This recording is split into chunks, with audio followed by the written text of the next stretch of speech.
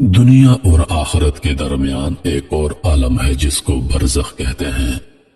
مرنے کے بعد اور قیامت سے پہلے تمام جنات اور انسان کو حسب مراتب اس میں رہنا ہوتا ہے، اور یہ عالم اس دنیا سے بہت بڑا ہے۔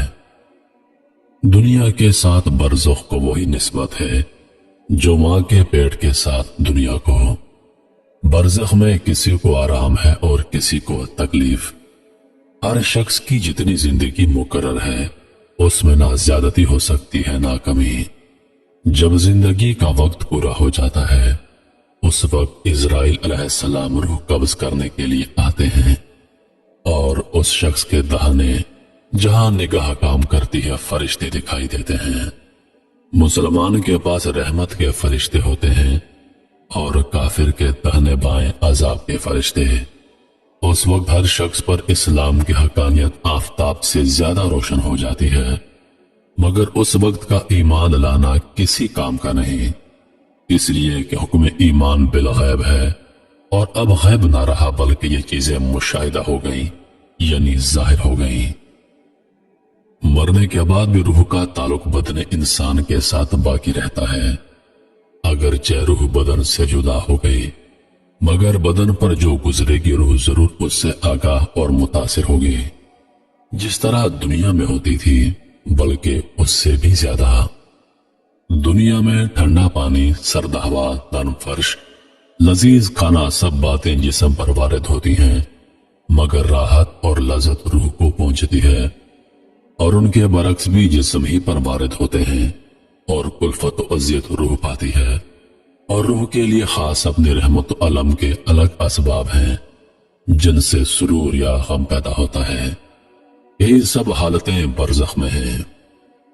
مرنے کے بعد مسلمان کی روح حسب مرتبہ مختلف مقاموں میں رہتی ہے، بعض کی قبر میں، بعض کی چاہے زمزم شریف میں، بعض کی آسمان و زمین کے درمیان، بعض کی پہلے، دوسرے، ساتویں آسمان تک، اور بعض کی آسمانوں سے بھی بلند، اور بعض کی روحیں زیر عرش قندیلوں، اور بعض کی اعلیٰ علائین میں۔ اپنے جسم سے ان کا تعلق بدستور برقرار رہتا ہے۔ جو کوئی قبر پر آئے اسے دیکھتے پہچانتے اس کی بات سنتے ہیں، بلکہ روح کا دیکھنا قرب قبر ہی سے مخصوص نہیں۔ کہتے ہیں کہ اس کی مثال ایسی ہے کہ ایک پنچھی پنجرے میں قید تھا اور اس کو آزاد کر دیا گیا۔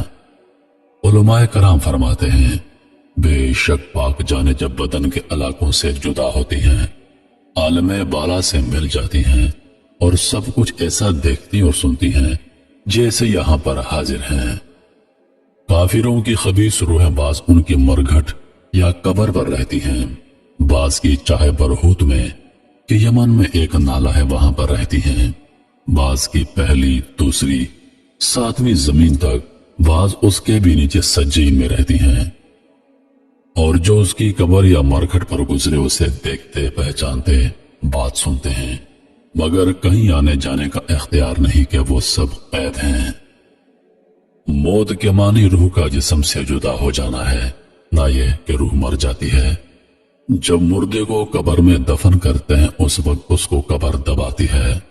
اگر وہ مسلمان ہے تو اس کا دبانا ایسا ہوتا ہے جیسے ماں پیار میں اپنے بچے کو زور سے چپٹا لیتی ہے، اور اگر کافر ہے تو اس کو اس زور سے دباتی ہے کہ ادھر کی پسلیاں ادھر اور ادھر کی پسلیاں ادھر کو ہو جاتی ہیں۔ جب دفن کرنے والے دفن کر کے وہاں سے چلے جاتے ہیں وہ ان کے جوتوں کی آواز سنتا ہے۔ اس وقت اس کے پاس دو فرشتے اپنے دانتوں سے زمین چیرتے ہوئے آتے ہیں۔ ان کی شکلیں نہایت ڈراؤنی اور ہیبتناک ہوتی ہیں۔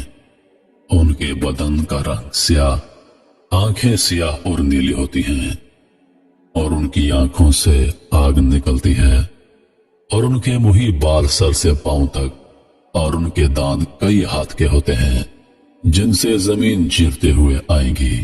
ان میں ایک کو من کر دوسرے کو نکیر کہتے ہیں۔ مردے کو جھنجھوڑتے اور جھٹک کر اٹھاتے ہیں اور نہایت سختی کے ساتھ کرخ آواز میں سوال کرتے ہیں، تیرا رب کون ہے؟ تیرا دین کیا ہے؟ उनके बारे में तो क्या कहता था?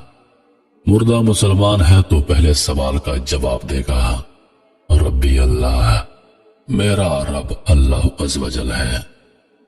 दूसरे सवाल का जवाब देगा, मेरा दीन इस्लाम है। तीसरे सवाल का जवाब देगा, वो शख्स रसूल पाक सल्लल्लाहु अलैहि वसल्लम है। वो कहेंगे तुझे किसने बताया? कहेगा मैंने अल्लाह की किताब पढ़ी, उस पर ईमान लाया और तस्दीक की। बाज रिवायतों में है कि सवाल का जवाब पाकर वो कहेंगे हमें मालूम था तू यही जवाब देगा। उस वक्त आसमान से आवाज आएगी, मेरे बंदे ने सच कहा, इसके लिए जन्नत का बिछोना बिछाओ और जन्नती लिबास पहनाओ और इसके लिए जन्नत की तरफ एक दरवाजा खोल दो। जन्नत की नसीम और खुशबू उसके पास आती रहेगी और जहां तक निगाह फैलेगी वहां तक उसकी कब्र कुशादा कर दी जाएगी और उससे कहा जाएगा तुम सो जाओ जैसे दूल्हा सोता है। वो मुर्दा कयामत तक सोता रहेगा और कयामत वाले दिन उठा लिया जाएगा। उसकी रूह पुरसुकून होती है, वो चैन में होगा।